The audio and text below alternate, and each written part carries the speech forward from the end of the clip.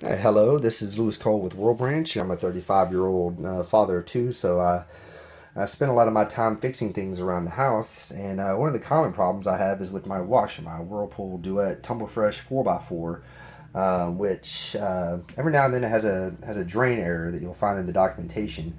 F21, it'll just stop working, and then you got to start your cycle over again. It's pretty annoying. So I just wanted to show you the quick and easy fix that'll probably save you hundreds of dollars instead of having to get a technician out to take a look at your washer and come fix it for you, or even buying a new washer because you think it's broken. So in this video, I'm going to show you how to correct an F21 error on a Whirlpool washer. Now, my experience, manufacturers will commonly use the same error codes, the same computer, and many different appliances, or at least many different of the same appliances. So if you have some other sort of Whirlpool newer washer, you might see this as well, and it's probably about the same fix. So let's get to it, and I'll show you how to correct this error very quickly and simply here in about 10 minutes. Now, before you start this fix, it's very important to do two things.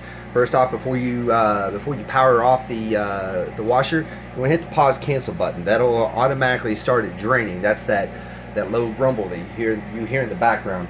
Secondly, you're going to be working near water and electricity. So normal objective person would say one of the best things you could possibly do is unplug the washer.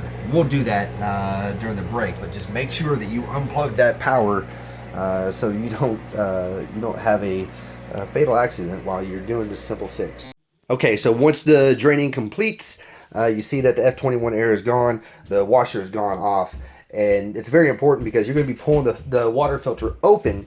You don't want to pull that filter open while the washer is full of water, because it'll go everywhere, and that can cause some damage in your home. You don't want that in your life. Anyways, once again, make sure to remove the power to the washer, so that as you're working around water and electricity, it's not a good thing. You don't want that in your life either. All right. So now we're going to go down here to the bottom side of the washer. That's usually one of the dirtiest places in your house.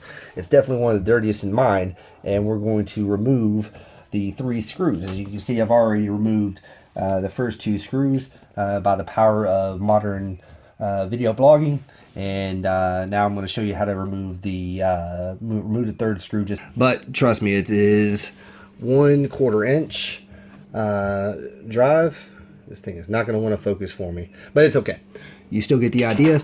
We're going to go underneath the washer, remove the last screw of the bottom panel of the washer. Very easy to remove down here.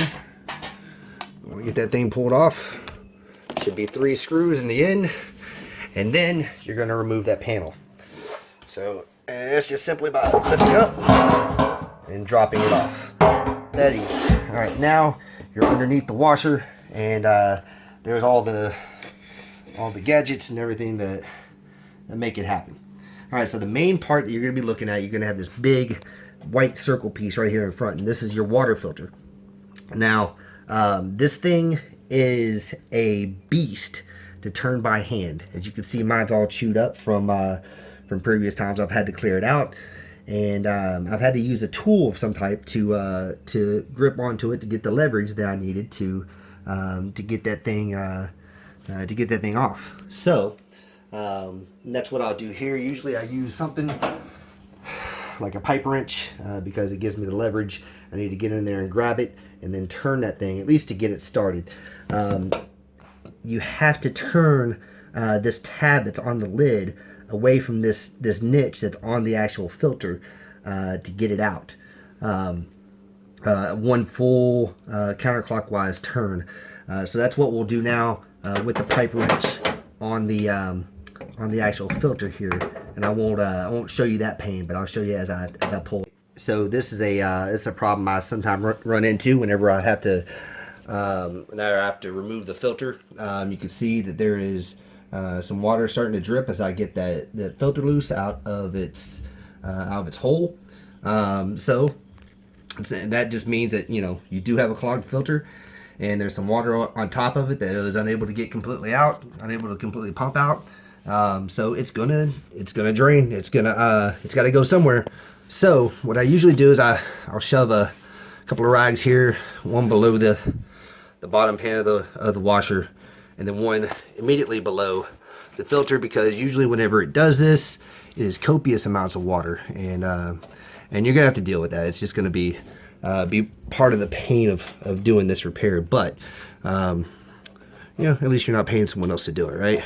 So as you finally go to loosen it up, and I've already gone the full counterclockwise circle. Like I say, usually I have to struggle with it with a tool of some type to get it out. And then you're going to have to be patient at this part, because usually there's going to be a lot of water that's going to come out of this. And it's okay.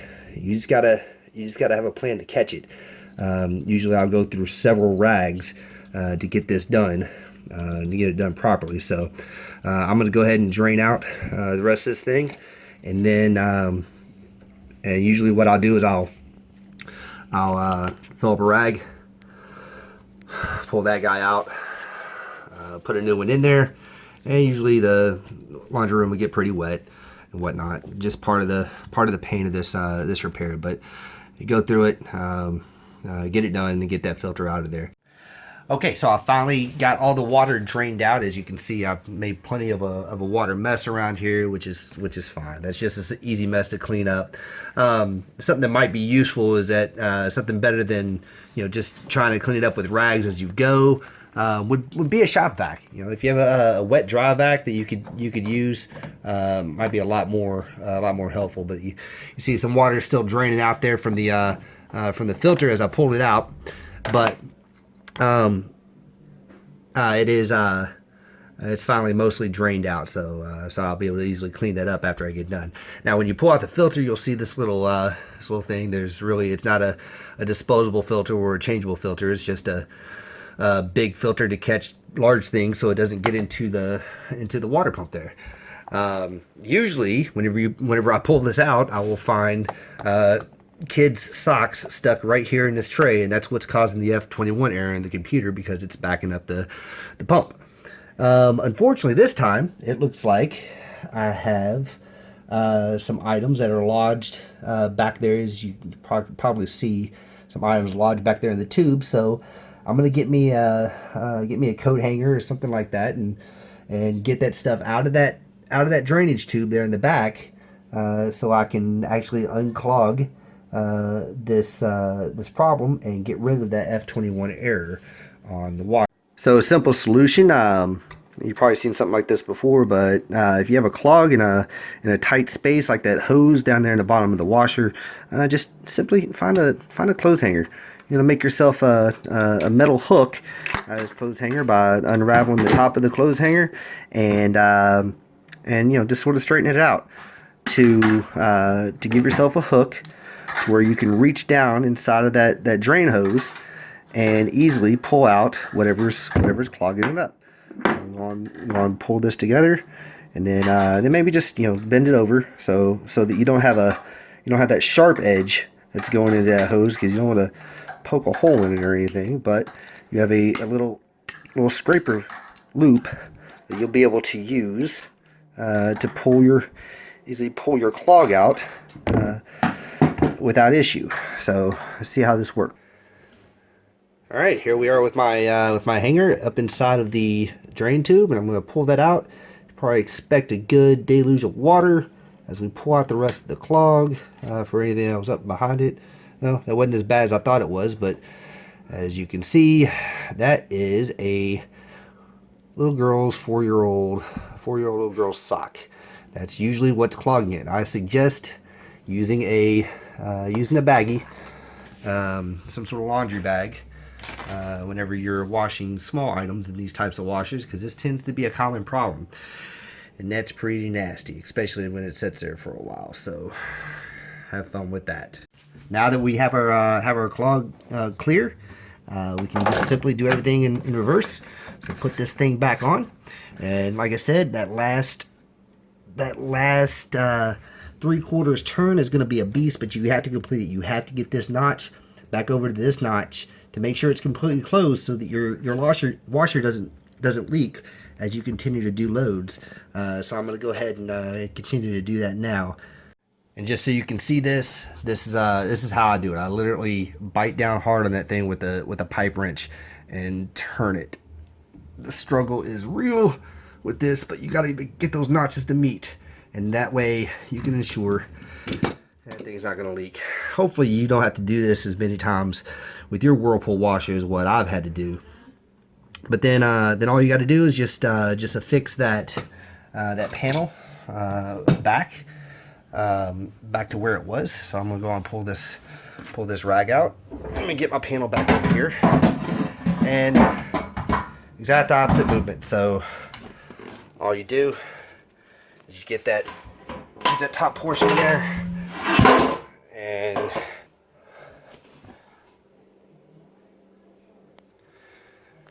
there we go. So we had a little bit of trouble getting that bottom panel back on there, but put the screw back on. Everything should be back to normal. So now, just to prevent you from causing yourself some problems, make sure to plug it back in so that you don't think you completely broke your washer when you go to turn it back on. Shouldn't have any problems now. I usually like to drain it after that, just to make sure that everything's working correctly. Go and let that cycle through. And of course, if you had laundry in there prior to, it might be a good idea to go ahead and wash them again, unless you know exactly where that cycle stopped. But go ahead and give them another good wash.